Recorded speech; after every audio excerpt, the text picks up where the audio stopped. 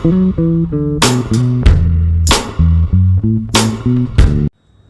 అందరూ, ఎలా ఉన్నారు? నేనైతే చాలా బాగున్నాను. మీరందరూ ఎలా ఉన్నారో కామెంట్ చేయండి. కొత్తగా నా ఛానల్ ఎవరైనా చూస్తుంటే కనుక లైక్, షేర్, సబ్స్క్రైబ్ చేసుకోవడం అయితే మర్చిపోద్దండి.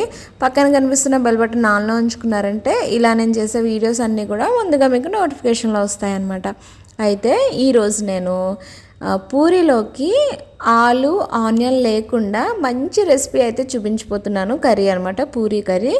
తప్పకుండా వీడియోని స్కిప్ చేయకుండా చూడండి. చూస్తే మీరు ఈజీగా చేసేసుకోగలుగుతారు ఇంట్లో. అయితే ఆనియన్ని రీప్లేస్ చేసుకుంటూ నేను క్యాబేజ్ని అయితే యూస్ చేస్తున్నానండి. పొటాటోకు బదులేమో శనగపప్పు అయితే వేసుకుంటున్నాను అనమాట. ఇలా క్యాబేజ్, శనగపప్పు వేసుకొని పూరీ కర్రీని ఎప్పుడైనా ట్రై చేశారా? చేయకపోతే కనుక ఇప్పుడే ట్రై చేసి చూడండి. ఈ కార్తీక మాసంలో మీకు the best recipe Puri curry అని అయితే చెప్పొచ్చు. అంత టేస్టీగా ఉంటుందన్నమాట. ఇందులోకి ముందు మనం పోపు వేసేసుకోవాలి. ఎప్పుడు వేసుకున్నట్టే కరివేపాకు, ఆవాలు, జీలకర్ర, పచ్చిమిర్చి వేసుకున్న తర్వాత చిన్న చిన్న ముక్కల కింద కట్ చేసుకున్న క్యాబేజ్ని అయితే వేసుకోవాలండి.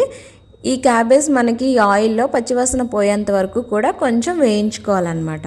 అలా వేయించుకుంటే క్యాబేజ్లోంచి వచ్చే పచ్చి స్మెల్ వస్తుంది కదా, అదైతే పోతుంది. మీరు ఆనియన్ తినకూడదు, ఇంకా పొటాటో అంటే దుంపకూరలు తినకూడదు అనుకునే వాళ్ళు ఆనియన్కి బదులుగా క్యాబేజ్ వేసుకొని కార్తీక మాసంలో చేసుకుంటూ ఉంటారు. రెసిపీస్ అనేది ఆటోమేటిక్గా మనం స్టార్ట్ చేసినప్పుడు వీటికి బదులుగా ఏం వేస్తే బాగుంటుంది అని ఆలోచిస్తే ఈజీగా వచ్చేస్తూ ఉంటాయండి. ఇప్పుడైతే ఈ రెసిపీ చాలా టేస్టీగా ఉండబోతుంది. తప్పకుండా ట్రై చేయండి. ఇది నేను మార్నింగ్ టిఫిన్లోకి అయితే చేశాను అనమాట. స్వామి కోసం అని చెప్పి టిఫిన్ అయితే మార్నింగ్ పూరీ చేశాను. అందులోకి ఈ రెసిపీ అయితే చేశాను. కర్రీ అయితే చాలా బాగుందంట. స్వామి అయితే కడుపు నిండా తిన్నారండి. ఇంకొకటి, నేను మధ్యాహ్నం భిక్షలోకి 3 ఐటమ్స్ అయితే చేస్తున్నాను. ఒకటి కర్రీ చేస్తున్నాను, ఇంకొకటి ఫ్రై, ఇంకోటి పచ్చడి అయితే చేస్తున్నాను. అయితే కర్రీ కానీ పప్పు, చారు ఏదో ఒకటి చేస్తున్నాను అనమాట. ఈరోజు అయితే నేను బెండకాయ పులుసు చేశాను, ఇంకా బీన్స్ కొబ్బరి కారం అయితే చేశాను. చాలా చాలా బాగుంది. ఇంకా దోసకాయ పచ్చడి చేశాను అనమాట. ఆల్రెడీ నేను దోసకాయ పచ్చడి వీడియో అనేది పోస్ట్ చేశానని దోసకాయ పచ్చడి అయితే నేను వీడియోలో చూపించట్లేదండి. ఈ బెండకాయ పులుసు ఆనియన్ లేకుండా ఎలా చేస్తారు, అది కూడా గ్రేవీ కావాలి కదా మనకి అనే దానికోసం మీరు ఇంట్రెస్టింగ్గా చూడాలని నేనైతే నెక్స్ట్ వీడియోలో చెప్తానమాట. రెసిపీ ఈ వీడియోలో అయితే చూపించట్లేదు, దీని తర్వాత వీడియోలో పోస్ట్ చేస్తాను. బీన్స్, కొబ్బరి కారం, ఇంకా బెండకాయ పులుసు, అది కూడా మీరు మిస్ చేయొద్దండి. వీడియోని ఎక్కడ స్కిప్ చేయకుండా చూడండి, అర్థమవుతుందన్నమాట. అయితే ఇలా క్యాబేజ్ మంచిగా వేగిపోయిన తర్వాత ఇందులోకి నానబెట్టుకున్న శనగపప్పు అయితే వేసుకోవాలండి. నాకు టైం కుదరక ఒక 1/2 అవరే నానబెట్టాను అనమాట.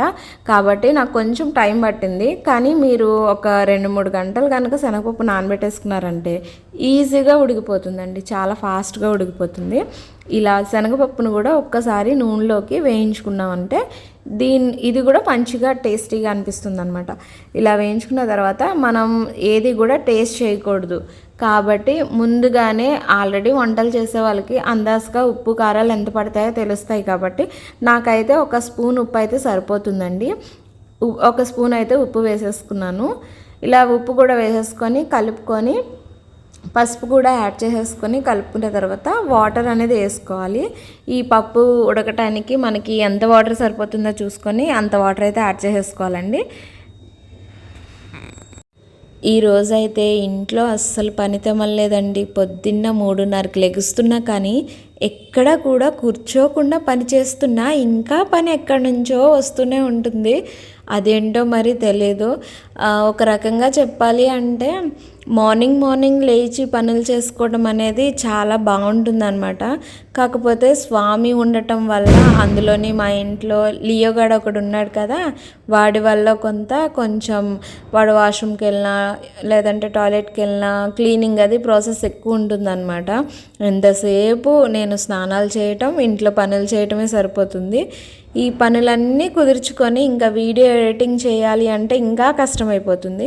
అదేంటో తెలియదు కానీ నిన్న నేను చాలా ఎక్కువ పని చేస్తానని దానికి అనిపించిందేమో, అందుకని చెప్పి పెద్దగా ఏమీ ఇబ్బంది పెట్టలేదు. కాబట్టి నిన్న వీడియో అయితే తొందరగానే పోస్ట్ చేస్తాను. ఈరోజు మాత్రం చాలా ఇబ్బంది పెట్టిందండి, చాలా అంటే చాలా అనమాట. అందుకనేసి వీడియో నేను పోస్ట్ చేయలేకపోయాను.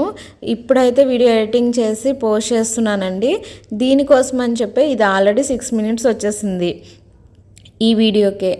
అందుకని నెక్స్ట్ వీడియోలో బెండకాయ పులుసును కర్రీ అయితే పెడదాంలే అని ఆ వీడియో అయితే ఇందులో కలపలేదండి, విడిగా పెట్టానన్నమాట. ఐ హోప్ ఈ వీడియో మీ అందరికీ నచ్చుతుందని అనుకుంటున్నాను. తెలుసు కదా, నచ్చితే లైక్ షేర్ సబ్స్క్రైబ్ అయితే చేసుకోండి.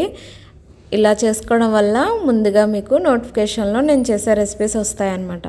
ఇలా తగినన్ని నీళ్ళు వేసేసుకొని మనం నీళ్ళు అనేది మరిగిన తర్వాత ఎప్పుడు వేసుకున్నట్టే శనగపిండి అయితే వేసేసుకోవాలండి. శనగపిండి కూడా వేసుకుంటే మంచిగా మనకి పూరీ కర్రీ అనేది రెడీ అయిపోతుంది అనమాట. చూసారా, చూడటానికి అయితే ఈ విధంగా ఉంటుంది. థ్యాంక్ యూ సో మచ్ అండి, చాలా ఓపిక్గా నా వీడియోస్ అన్నీ చూస్తున్నారు. అదేవిధంగా సబ్స్క్రైబర్స్ కూడా పెరుగుతున్నారు. 1000 సబ్స్క్రైబర్స్కి దగ్గరలో ఉన్నానన్నమాట. నాకు చాలా హ్యాపీగా ఉంది. మీ సపోర్ట్ లేకపోతే నేనైతే వీడియోస్ అనేది ఇలా చేయలేనేమో. Thank you so much for watching this video.